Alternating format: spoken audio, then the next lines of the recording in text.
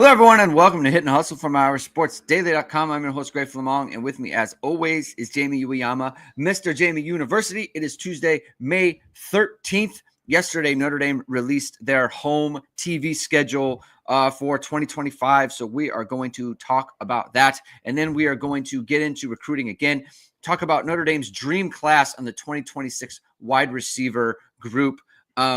I think there might be some disagreement with us, although I think we would agree that they're all kind of good options, right? I think Notre Dame has a good board right now at wide receiver, a board that I think everyone can be happy with. They do have to land the players, and they do have to, make it happen and close and all those other things. But I think where the board is, I think they're in a really good spot. It's a very exciting time for the wide receiver position in recruiting. So I wanted to talk about that. Plus, I like talking wide receivers. I like talking the skill guys. So that's going to be the bulk of the show today. Thank you, everyone, for tuning in. If you like what you hear, please hit that like button. Please hit subscribe. Please hit the notification bell so whenever it is, we are going live. Links to the podcast are in the description below, as always.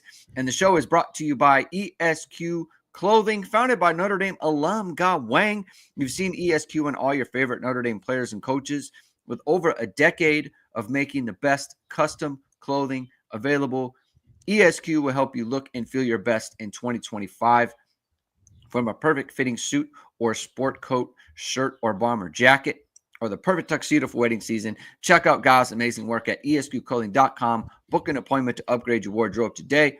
Mention ISD and get 10% off your entire purchase. That's esqclothing.com. In case you missed it, Notre Dame got a commitment from Texas defensive tackle Tiki Hola. Jamie talked about it a bunch. We'll show his highlights here. Just kind of wrap that up, Jamie. We're excited about him as a prospect. You, in your film Don't Lie, you called him a bigger version of Kurt Hinish. And everyone's excited. Mike was excited about his motor. You were excited about how hard he plays, how strong he is in the lower body. He's got space in the upper body, space to grow in the upper body. Just kind of wrap this up, and then we'll get into an announcement upcoming from Jonas Walton at running back. Yeah. Obviously, just some insane takes from some people just saying that like he was like built like Howard Cross, even though he's bigger than Howard Cross is today. So yeah. I was like, that's weird, but he's going to be well over 300 pounds. I heard he's like close to 300 pounds right now. So that's not something to worry about. I think he's going to play nose guard for Notre Dame. You see a lot of like hand violence from him. Like you see like violence off the snap. You don't see a lot of that, even though he made that play there, right? You don't see a lot of like him like doing those like quick arm over stuff. You see him like running through people like that. And that's always he has a chance to be an elite level run defender, and just like a total character guy, like culture guy for the program too. And I think that's something that is always kind of important to add too, which I think why it kind of fits with like the Kurt Hinish thing too, because there's a lot of that where you could see like if Kurt Hinish is one of those guys, I mean, obviously he's in the league right now. He's going on his, I think, third or fourth year now in the league. So he's already like, kind of bucked the odds, but he's someone that if he was, a few inches taller, his arms were, a few inches longer, all that kind of stuff, he played well enough that he would have been drafted. And that's kind of what I see with a guy like Hola is like he can be that, and like a tone setter, a guy who's like an absolute like animal in the middle of the defense. Yeah, so that's a good get for Notre Dame and the type of body that they need pretty much in every class. And if you want to talk more D tackle options, check out Power Hour that was live yesterday with Jamie and Mike. They went into the D tackle guys. They went into a whole bunch of players who are options for Notre Dame on the board. That's a very exciting position right now, in my opinion. They have a lot of good opportunities to land a guy next to Tiki Hola. They already have some edge players and Ebenezer Ewatade and Rodney Dunham. They have more edge players that could join the Notre Dame recruiting class. So kind of like wide receiver at D tackle, I think there's just a lot of good options. And so that's very exciting. Jonas Walton is announcing his commitment to a school tomorrow. It's tomorrow, correct? Is it? Yeah, tomorrow. 14th. Yeah. So he's announcing tomorrow. If he was to choose Notre Dame, that would probably end their recruiting class at running back with Jonas Walton and Javion Osborne, which would be a very good class for Notre Dame. Jonas Walton actually beat Bubba Frazier in the 100 meters in the final of the Georgia State of their, I think they're 6A. I think they're a 6A class, but they raced each other. Jonas Walton finished second by 100th of a second. So he almost won state in the 100 meters for someone who's pushing 200 pounds. That's pretty impressive. So that would be a very exciting thing for Notre Dame. So check it out. If it happens, there's going to be a lot of content from Matt, from Jamie on a Film Don't Lie and all that other stuff. So check it out. We'll get back to recruiting in just 1 second, but I do want to talk about Notre Dame's home TV schedule. All right. So I think the big shocker for everybody is the 3 night games. You have, I think Texas A&M being a night game was kind of a no-brainer. You have USC on October 18th, which is a night game. And then you have Navy on November 8th at 7:30 p.m. Eastern time. There's no way Marcus Freeman is happy about that. There's no way members of the media are happy about that. And the reason for that, and I'll tell you why that is. The reason for that is when the game finishes and everyone goes to the press conference and everyone finishes their stories, everyone's doing a post game now on a podcast. People are getting to bed at like 2-3 in the morning, and then you have to do post-game analysis at that point, right? Where you have to watch the film back and everyone's doing kind of those film reviews. Jamie does a review as well. So, and you're on the East Coast, so it's a little bit more difficult. For me on the West Coast, it's easier because, obviously everything happens sooner. So that's why everyone's upset about that in the media. But I don't think Marcus Freeman is excited about playing a night game in November against Navy. Night games are, everything happens later. Everything gets like recovery is a big deal for programs now, especially when you have a potentially 16 game season like Notre Dame had. What stands out to you, Jamie, on the schedule and your takes?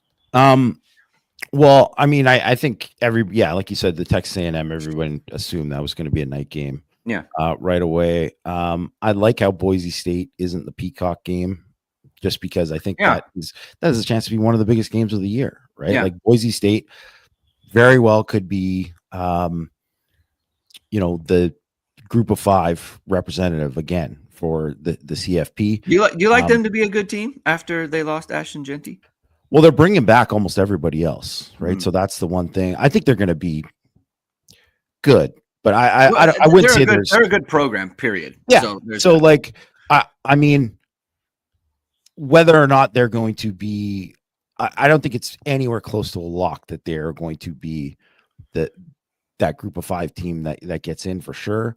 Jonty was by far the best player on the team, wasn't even close. Yeah, and they relied on him so heavily. The backs that they have coming in that are replacing him are freshmen. Were freshmen last year. Yeah. They barely played. Who knows how good those guys are, and who knows what those guys are going to do when they play against Notre Dame's defense, right? Because that game is actually a massive game for Boise State, because you can lose that game. They can lose that game close and be like, oh, okay, like they're still there. If they get blown out, that could end their chances, right? So that's something. And obviously, if they win it, that's like they're in a really good spot, right?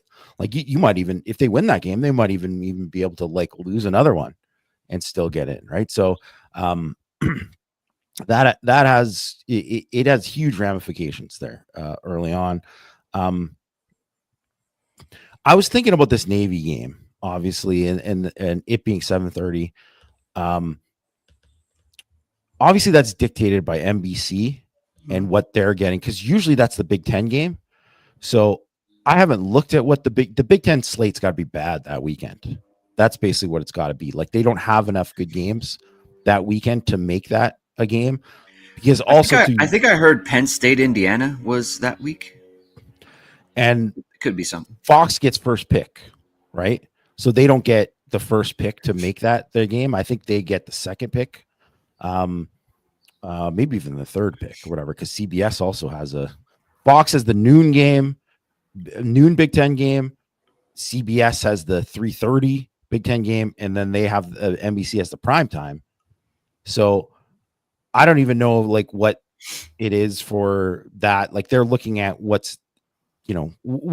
they're picking whatever they think is going to get the best rating, obviously, right? Mm-hmm. And I do think Navy, like, there's a very good chance they're a top 25 team again. There's a very good chance they're undefeated again going into that game.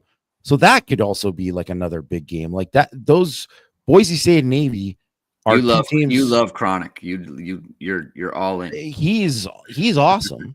They did a fantastic job. They totally remade the offense. The offense was trashed the year before, and it just was like stuck in the mud for like years when they didn't have after Malcolm Perry left, they were just stuck in the mud. They could not do anything on offense. Everyone kind of had them figured out. There was no new wrinkles that they came in, and then Chronic all of a sudden came in and changed so much.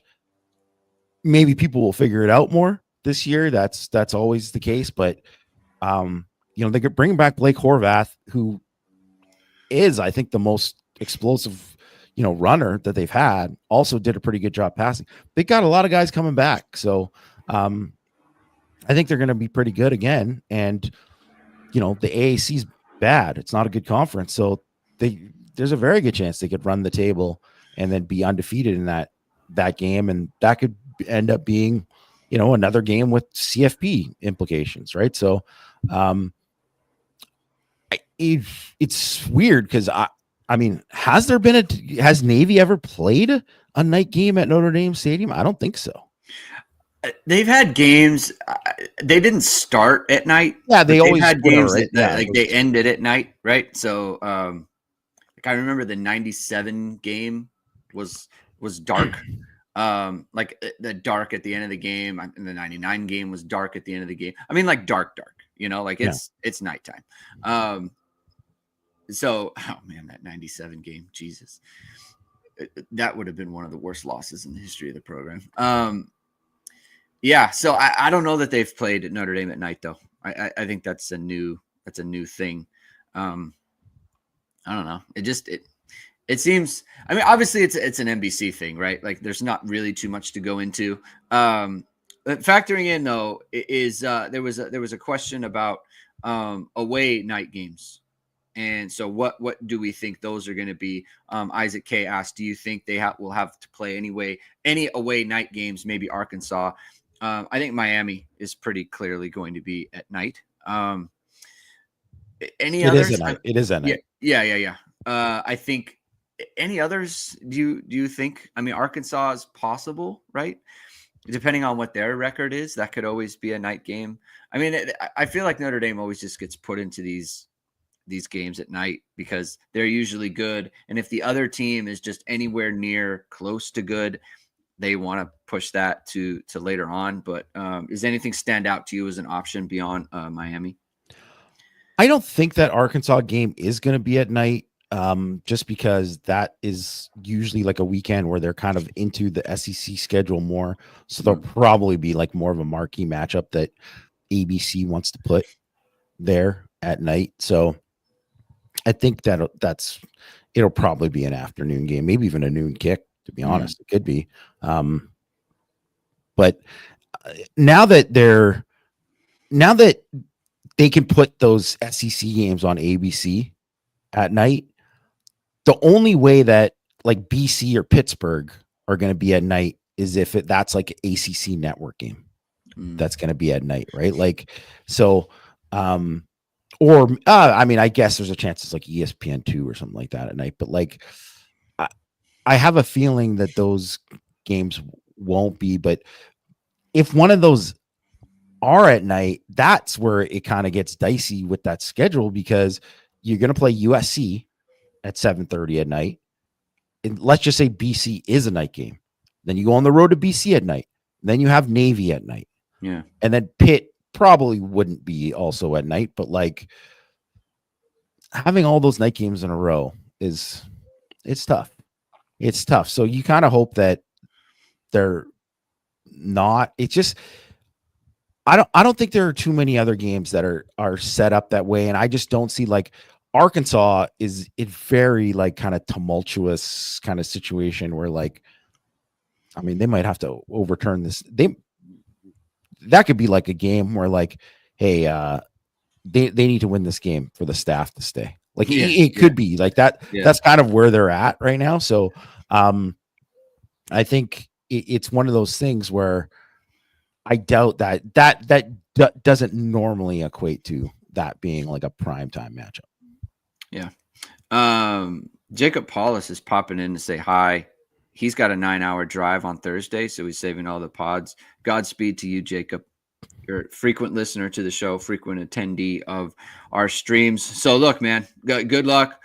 Hopefully can entertain you on Thursday for a good show. What game are you going to go to this year? We should talk about this. Usually it's offline, but I'm going to be at the Boise State game. Okay. But it's not, I mean, I'll cover it. I'll write about it after, but that one I'm going to, I'll tell you more about it later, but, okay. Yeah, whatever. You're going to Boise State. I'm going to Boise State. Okay. Christian will also be there. My goodness, Christian and Jamie together. Christian will also be there. Wow. Hopefully, speaking of Christian, we're efforting to get him on Thursday for a big time recruiting show. So we're monitoring that situation. Everyone stay tuned for that. Haven't figured it out yet. What exactly? I would say probably A&M or SC would probably. Okay, well, just let me know because it's better for us to go on different weeks just for the show. Although to be honest with you, it actually might be better if we're together because it worked out last year. It worked out pretty good. Yeah, so I think maybe we should do that because I was planning on A&M. That was my kind of idea to go to A&M. It's early in the year for my kids' schedule and stuff, so we'll monitor. We'll get back to everybody on that. I know you're very excited to find out when we'll all be together. I mean, what do you think of this home slate just generally before we move on to wide receivers? I mean, I think it's fine. Like, I think Boise State and NC State are like when you get rid of it's Navy and Texas A&M and all that stuff. I think Boise State and NC State are fun. I think those are fun matchups. NC State doesn't come to Notre Dame that often. Boise State, have they ever? I assume not. No. So I think those are fun matchups, and I think they're fun for fans to come to. There's obviously going to be a ton of Boise State people there. It won't be like a blue out or an orange out or whatever, but I think there will be a lot of people there who are just excited to be at Notre Dame and at Notre Dame Stadium. So I think those will be fun atmospheres. In terms of quality, I don't know. To me, I'm just kind of looking for something that isn't milquetoast. You play it all the time. Like, I think Boise State and NC State are fun matchups. Obviously Purdue on there. USC, Navy, Syracuse. Those are kind of like that happens a lot, but Boise State and NC State, I think, spice it up a little bit. Of course, with Texas A&M as well. Yeah, well, I think if you look at it, there's a good chance that 4 teams could be top 25 teams out of that group. Like, that's pretty good. Yeah. Like on a normal year. And I think, like, even if you said like Syracuse, which I do think they'll take a pretty big step back this year after winning 10 games last year. They were a top 25 team last year, but they just lost so much. So I don't think they'll be that, but there's a chance that they're going to be like a bowl team. And really the only stinker is Purdue. Right. Yeah. And, at least it's like, that's kind of like a good September type of game. Right. But like Jason Z puts Navy in tier 3, like I mean, normally I would put Navy because you're like, oh, Navy, but I'm like, they're going to be pretty good. So it should be a tier 2 game. I think like it should be like, maybe it's not on the level of A&M and USC. But even then, if you were going to say like Boise State, I would put as a tier 1 game, if you were going to put like those, and if you have, and SC, it just all depends. It all depends, right? Like, how good are they? How good are they? Like, it just because, yes, those games matter even when it's, they're not good, but it matters more when they're pretty decent. So if they come into that game with one loss, that game's a lot more interesting. Yeah. Right. So that's what you kind of hope for. And I saw some people talking about like the USC thing. And then, I mean, we talked about this a lot, like the last couple of weeks about SC, whatever. Like, I mean, it does seem like they're going to back out of the series. Like they just, they're doing it in a cowardly way in terms of like, basically like their schedule's too hard travel wise or whatever. They can't make one trip every 2 years. Which seems like a dumb reason to stop the schedule. I don't know. It just seems really stupid, but I don't think doesn't really seem like, unless something changes. I don't know if like, I think the Clemson deal probably got done because of that likely happening. Right. Yeah. So, yeah. Losing the SC game before the Navy game is just a travesty. I mean, it's who's rooting for that? Like, that's awful. Like, there was a discussion in our group chat, the ISD group chat, about who needs the game more. And I don't know that either school needs it. I think college football needs the game more than anything else. I think the biggest loser is college football. You lose the rivalry like that. It's what the sport is. Literally, it's been 100 years. I mean, what's going on? Like, we're talking about like the foundation of what college football has kind of been built on. That would be a shame. And I'll tell you why. Like, I'll defend Jason Z on putting Navy in tier 3, because to me, it's not quality of opponent. Because you're right. If we're just looking at how good a team is, like pound for pound, SP plus, F plus, or whatever, then Navy is a tier 2 for sure. But like the reason they're tier 3 is because no one gets excited. No one is ever. It doesn't matter how good they are, and that's why the series is not good. That's why it's bad. That's why it's bad. That's why it's a bad series. And also, too, it's exactly why it's so stupid for USC to not play Notre Dame, because their fans have 2 games, that they're excited about all year: UCLA and Notre Dame. That's the only games they care about. Yes, they'll play every once in a while some other games. So you're going to get rid of one of those other games just so you can play Rutgers every couple of years? Like, I mean, Greg, you know this. It's hard to get people 2 games in Southern California. There's other stuff to do when the team's not good. People aren't going to do stuff like that's. It's going to be hard. And now you're adding a game because it's not like they're going to, play. Yeah, they'll play Michigan, they'll play Ohio State. Those things will get mixed in, but none of those will be rivalries. Yeah. So you basically just saying, hey, we're just good with our one rivalry, and that's it.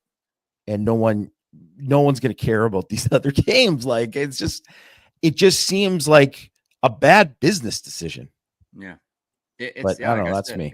It's just bad for the sport. It's not good for college football, and look, I think nationally it's a thing. And I think people know about the Notre Dame Navy game, but like, it's not, no one cares. No, like nobody cares. It's like Isaac K said, when did Notre Dame ever get credit for beating Navy? It's not even that. It's just like, when did Notre Dame fans ever care about beating good when did Navy? they ever get excited? Yeah, it's just never, there's no excitement around it ever. So I don't know.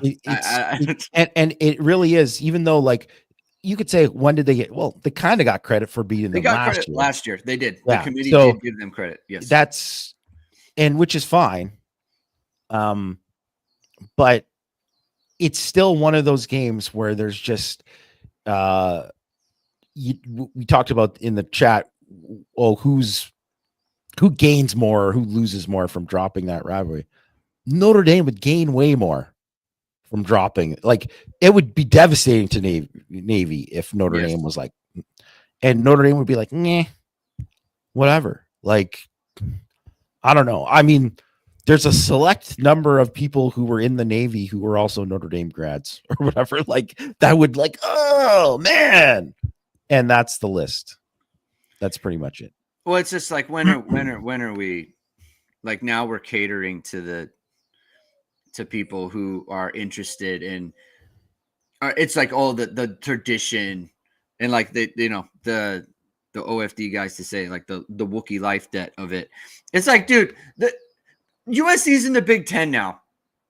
Like, Texas is in the SEC. Like, college football, if you're losing Notre Dame USC, then what matters? Like, nothing matters. Like, it's there's nothing sacred. Please, if you're losing USC, then you need to get Navy off the schedule. You just do. What are we doing? What is Notre Dame doing? It doesn't enhance anything. It diminishes things. All right. I didn't mean to go on it. We love the troops. We support the troops, Jamie. We do, but we don't need to play them. We do. It's not, football's a different football thing. Buddy Mitchell, thank you for being here again. Left super chat yesterday. Leave a super chat today. He loves the show. We love you loving the show, buddy, and I appreciate that, and we appreciate the support. Okay. So look, Navy doesn't enhance Notre Dame's schedule. It degrades, but you got to look for enhancements in your media company, Jamie. You always looking to enhance. You're always looking to elevate, and you can do that with VSR Media, founded by Notre Dame football pregame host and Emmy award-winning anchor Vahid Sadrazadeh. VSR Media provides professional and cinematic video and photo. Whether you're looking for a collegiate or pro-level highlight reel, have a personal story to tell, or are aiming to diversify and grow your business, VSR Media specializes in short and long-form video storytelling, social media management, and website design. VSR Media also captures professional headshots, senior and sports photos. Contact them at vsrmediacompany.com.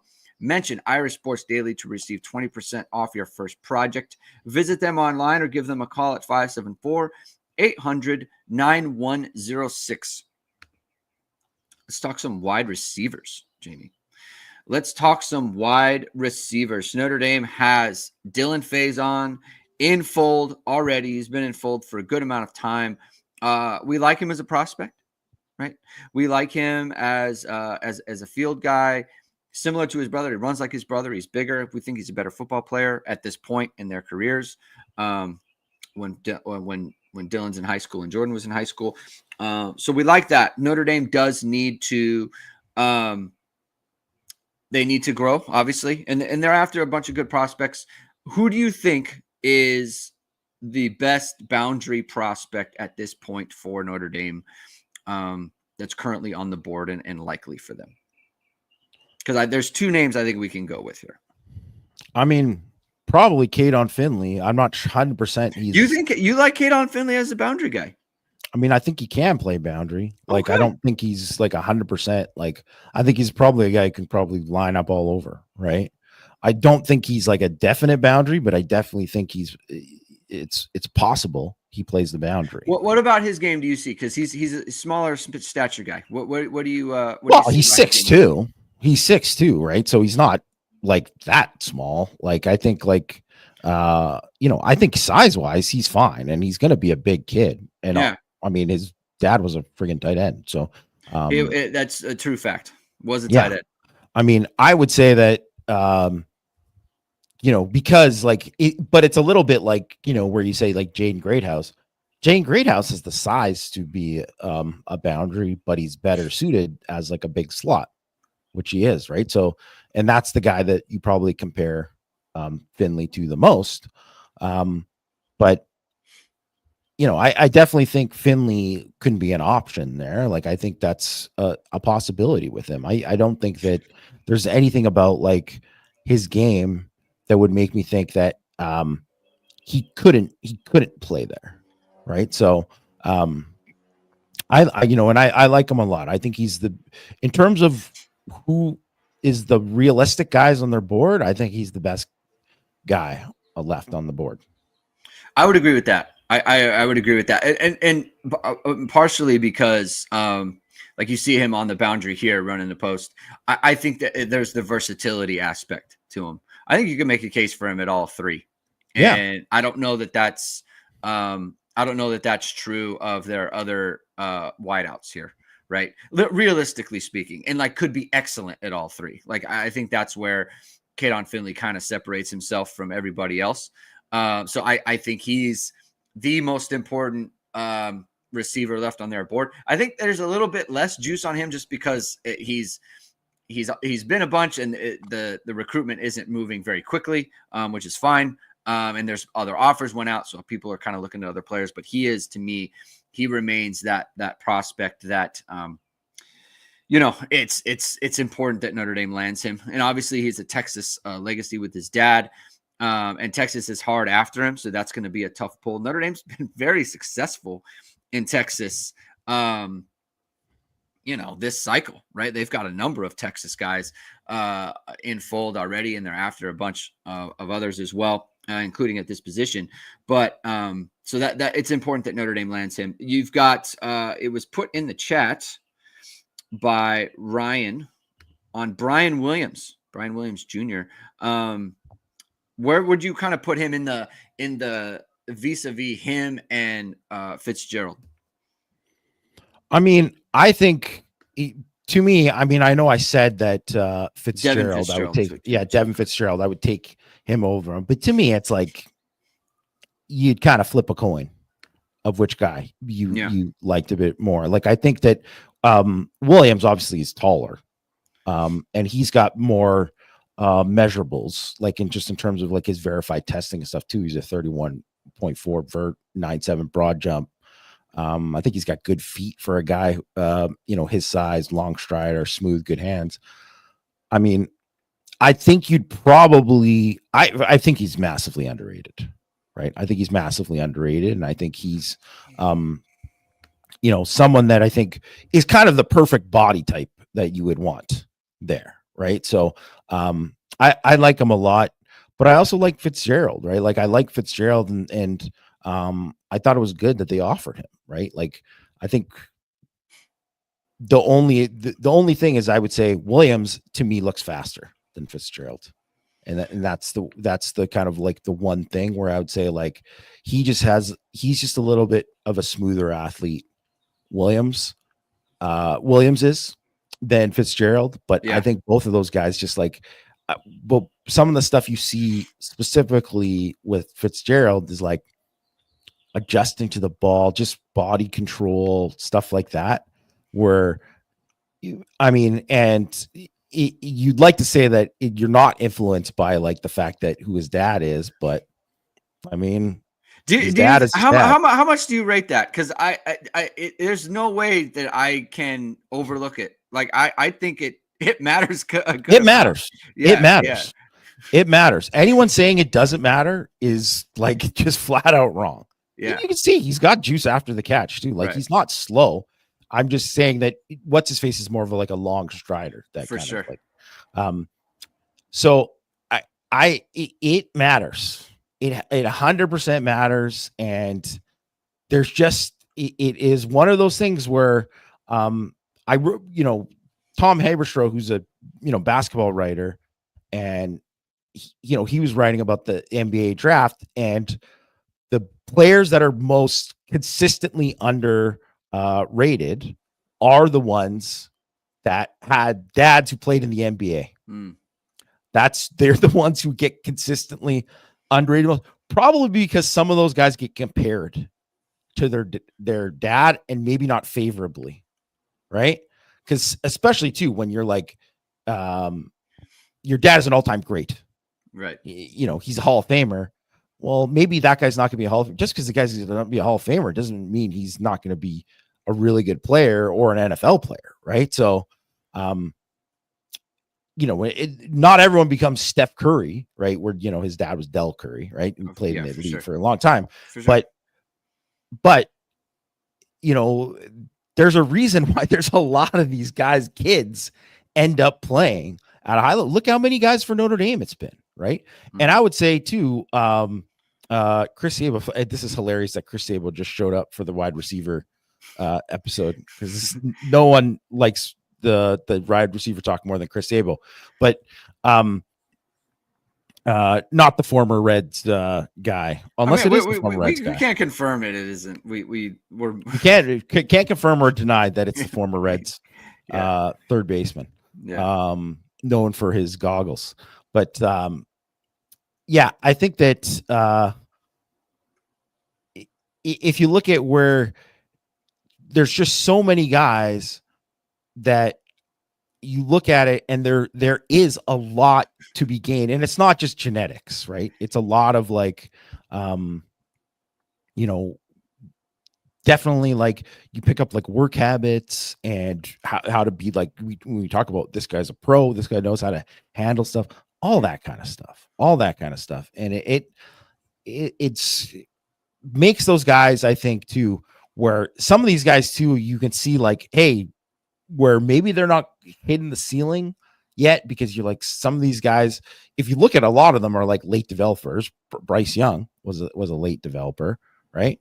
And there's just a lot of guys too that they didn't have that hyper focus on the one sport that I kind of mentioned yesterday on Power Hour too, that they didn't have that hyper focus on just being like their dad, right? They were playing all this, and because their parents kind of like don't want them to just be that, because they don't want them to have that pressure of being, oh, you got to be exactly like me, right? So, but it matters. It matters to me. How much do you rate? Because I feel like Devin Fitzgerald's physicality is the kind of the so like you said, Brian Williams is that strider. He's a smooth strider. I think he has that separation off the line that is like different than Devin Fitzgerald. I think Devin Fitzgerald's physicality matches what Notre Dame, the university, is a little bit more. Yeah. Does that matter to you in terms of not a one-to-one evaluation, but how they fit in Notre Dame's class? That's a great question. I didn't think of it in those terms, but I think that is a bit of a kind of a bump for Fitzgerald, because I think if you were going to say, well, what's the downside of, whether or not Brian Williams, you think of Tobias Merriweather, all of the tools to be a boundary and not a boundary. Because I don't know that I said this on the show, but I told this to you. Maybe Mike was there too, where I was like, he reminds me of Tobias, and it's like, it's hard to say because of how it worked out. I think just athletically, you watch them run. Athletically, I think they're similar. Yeah. But then like that style didn't really fit at Notre Dame, and obviously there's I think that was more of just I think a lot of that was just circumstance and specific player and stuff too. Yeah. So you don't want to paint the picture of just like, this is what he's going to be. But if you were going to say like, I mean, there is a certain amount of physicality, like Chris Brown, who obviously he didn't play in the NFL, but he was a good player for Notre Dame, and he was a boundary, and he doesn't fit the typical. He wasn't Michael Floyd. Interesting that's a Denbrock offense boundary guy, though. Yeah, he's a Denbrock offense boundary guy, and was a good player, and was like, even though not the biggest guy, he was plenty physical, right? So that is kind of something to kind of think about, I think, with it. So I think that's a good point. Who, if you had to choose? Yeah, I mean, you said Devin Fitzgerald yesterday. Are you? Yeah, I would probably still stick with him. Do you think, is it like a Bonner Walton kind of thing, where it's like maybe you have a preference, but if the other one comes, then that's fine too? Yeah. Oh yeah. Definitely. Yeah, that's how I would say it. And it's also very similar into the fact that, like, I think that if you're going to compare Bonner right next to Walton, you'd say, well, this guy's strengths are this, and this guy's strengths here. This guy's a little bit more polished here. He's what. So I think there's some of that too, in comparing them, because it's not totally apples to apples. and it's kind of pick your flavor, and I would just lean towards Fitzgerald, even though he was, a later offer. Cohen Brown.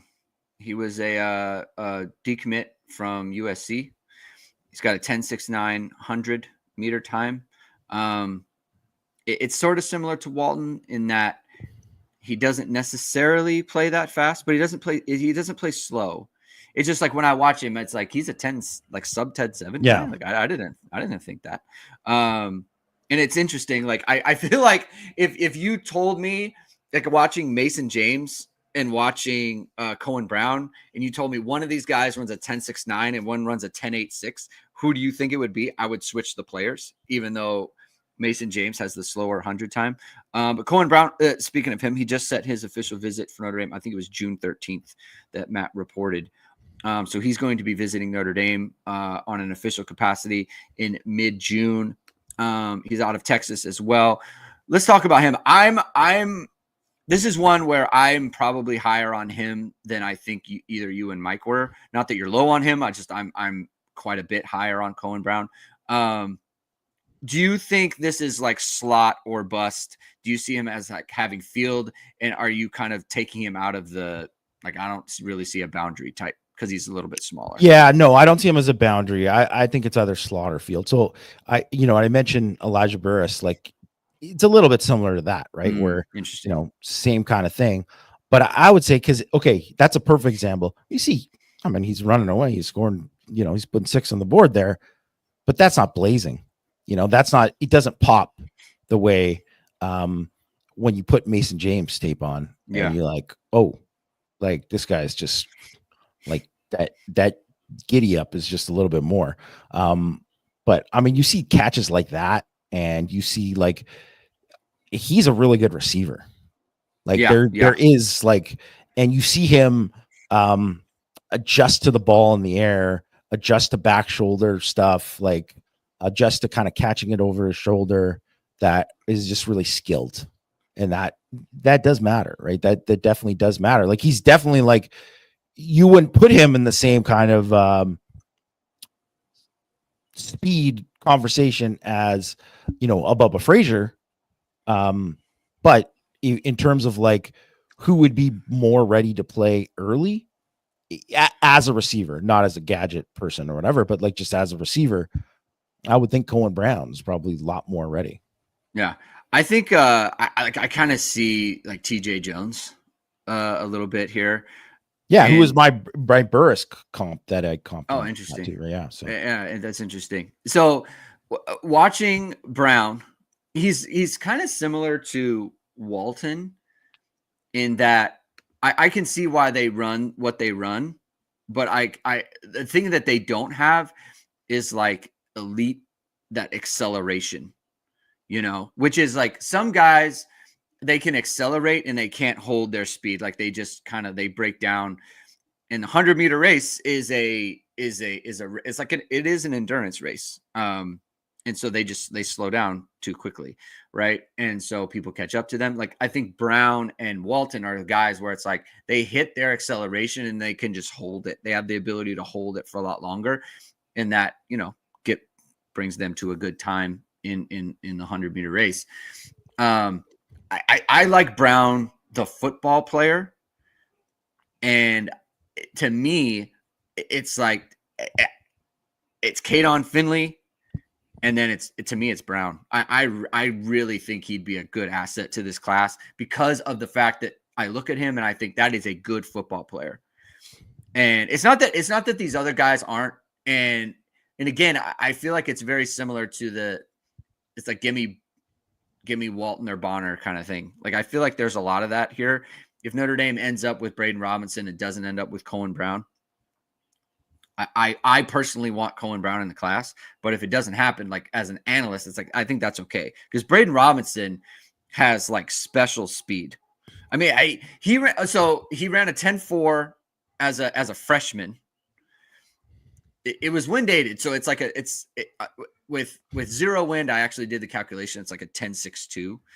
But if you're a freshman running 10.62, like, that's you're flying. big time. You're flying, right? So and not that just that, but his track team, like they've got sub 41 4x100 time, and he's the anchor of that team. So obviously they think he's very fast. So to me, if they end up with a guy like Braden Robinson, to me, it's like a Michael Miller thing. Like he worked out just fine at Notre Dame. Clint Johnson wasn't very big. He worked out fine at Notre Dame. Obviously, this was a different era, so the numbers aren't really there, but like you can kind of see how that works out. I really like Cohen Brown a lot, and I hope Notre Dame lands him probably more than anyone else beyond Kadyn Finley, and that's just a personal thing with me. But Robinson's a good football player too, Jamie. And so what do you kind of see from Robinson that might tilt? Because yesterday when you said that your perfect five, you had Robinson in over Cohen Brown. What do you beyond the speed, right? And not to yada the fact that he's a Blazer, but beyond that, what kind of tips the scales for you? Well, I just think, I mean, first of all, it has to be the speed, right? Because it is what separates him. Because if you look at it, he's small, he's tiny, and that is the thing that you would say, I don't know about him, and that's really why if you look at why any one of these guys who run that fast is not rated higher, it's because of their size. Because look, the guy just one spin move and he's gone. Right, like he can do that kind of thing, and that's why I think Tutu Atwell, like that's what you kind of think about, like Tutu Atwell at Louisville, or like a T.Y. Hilton, when he was at Florida International, right? Like those kind of guys who aren't that big, but they just have that different gear and they have that different level of twitch, like, and they can do these things after the catch.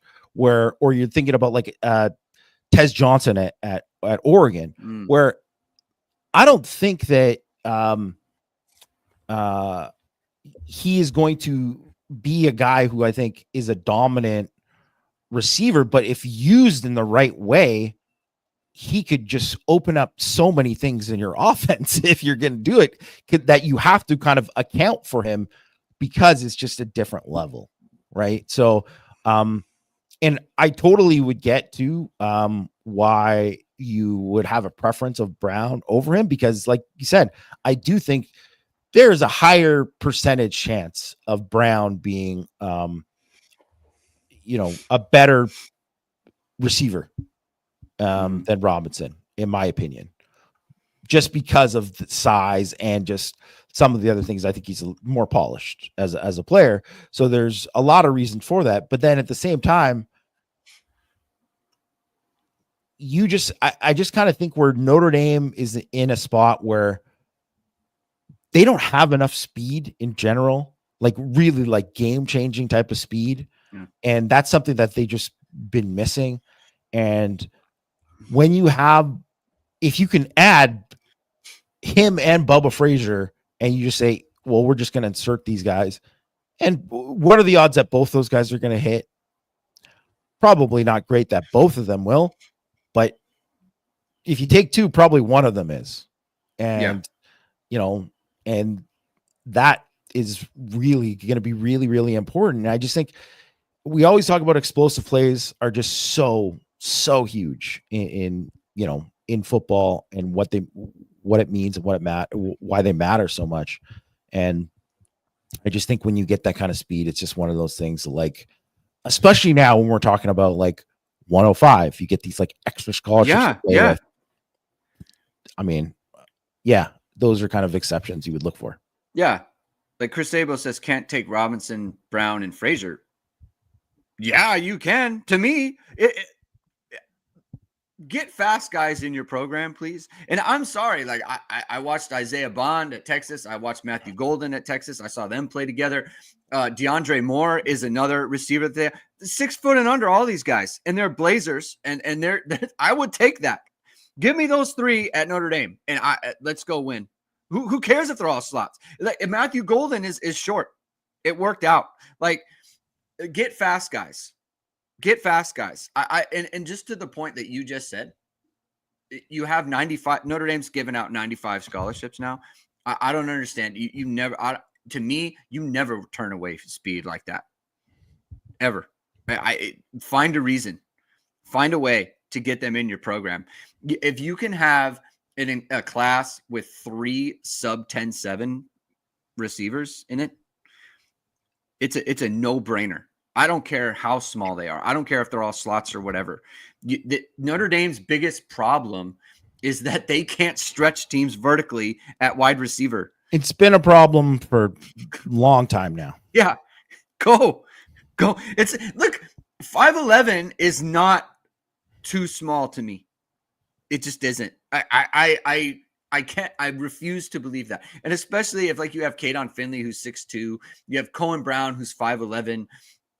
You have Braden Robinson who's obviously 5'8" and he's smaller. Chris Frazier is around 5'10". He's smaller. I'm fine with it.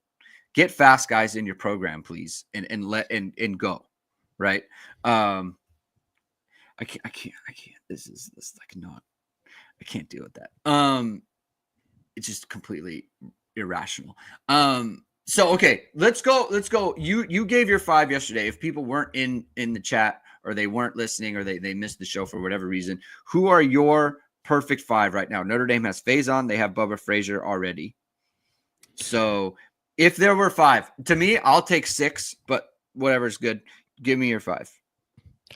Yeah. So obviously, Faison, Frazier, Finley, Braden Robinson. Finley will be on everyone's. So let's put that on there. Finley, Braden Robinson, and then I chose Fitzgerald over Williams. And also too, not that whatever, I know this is supposed to be like ideal or whatever, but they probably have a better shot at landing Fitzgerald than Williams, just based on there just hasn't been a ton of buzz. You would think for a guy who plays with Grubbs that it would have been like, oh, like they would want him or whatever, right? Like, yeah. But I don't know. That's kind of where they're at. There's not been a ton of buzz on it. It might be just a guy who doesn't talk that much. Of course, Mike jumps in here. Nick Reddish. I will say it was I will say, Mike he's probably going to beat me down with his Nick Reddish takes. I'll probably bump him up. Who's your Reddish comp? I mean, I usually don't do the comps until they get into the FDL, so I haven't really thought it through exactly. Who he'd be. Thinking of like a Notre Dame safety. I mean, Mike probably won't like this, but I was gonna say Matthias Farley, but I don't know and maybe that's too low. Why wouldn't he like it? Matthias Farley is in the NFL. Why wouldn't he like that? I mean, he's definitely faster than me, Mike. Yeah, we don't. There's no debate there. There's no debate there. Yeah, but he doesn't have the hands though. James. No, he doesn't have the hands. My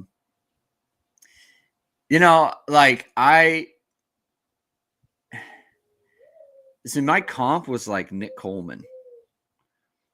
That's who he might be bigger than Nick Coleman. And look and people aren't going to be excited about that. I thought Nick Coleman in 2017 was a plus player. I thought he was really good in 2017. And I'll tell you what, if anyone wants to go back and watch 2017 Georgia, Nick Coleman, absolute stud in that game. He had a great game against them. And like, I think he was a good player on the 2018 team. I think the fact of the matter is that Alohi Gilman came in and outplayed him, and Jalen Elliott came in and outplayed him, right? I mean, it was really Alohi Gilman because they played the same position. And then in 2019, Kyle Hamilton shows up, and it's over. So I thought Nick Coleman it's kind of a similar thing to where it's like you have him in the game. He can be a good football player. He can be a good football player for your team. He can be good on special teams. I'm not saying he's going to have the exact type of career, but that kind of athletic profile I think fits. So that's kind of where I'd go. And look, I wouldn't mind it if Nick Reddish turned into whatever Nick Coleman was. He played real snaps for good football teams. So I'm that's kind of where I'm at. I didn't say. I know Reddish is faster than Gilman, but Gilman was a better football player than him. I mean, this is why you pick a Notre Dame guy. If I was going to pick a non-Notre Dame guy, who I think was a pretty good player, just Chris Smith from Georgia. It was good, very good safety. Not the best safety they've had, but he's an NFL. It was an NFL guy. Yeah, and was a good player for them. You know, Mike can go Google him and look at his highlight of him just lighting a kid up in the end zone that should have been a targeting that they didn't call. And I think that's like his biggest highlight. But he's a very good player, and I think Reddish has a chance to be like a Chris Smith type guy. Yeah, if he ends up in Notre Dame class, I'm happy with it. All we have is sophomore film from Nick Reddish, by the way. Mike, I don't want to argue because I'm fine with him being in the class. I like him. I think he's good. So I don't want to argue about it. It's a good place to end the show, Jamie. We can end it there. Thank you, everyone, for tuning in. If you like what you heard, please hit the like button. Please hit subscribe. Please hit the notification bell. So whenever it is, we are going live. We'll be back on Thursday, hopefully with Christian. We'll get some more recruiting updates on all positions, and we'll get another recruiting show because recruiting is going really well right now for Notre Dame. So it's a good time to take advantage of that. So, but if not, we'll come up with another fun topic for the show and we'll have a good time. So thank you, everyone. Hit the like, hit subscribe, hit the notification bell. We'll be back on Thursday. Have a good rest of your day. Keep hitting and hustling.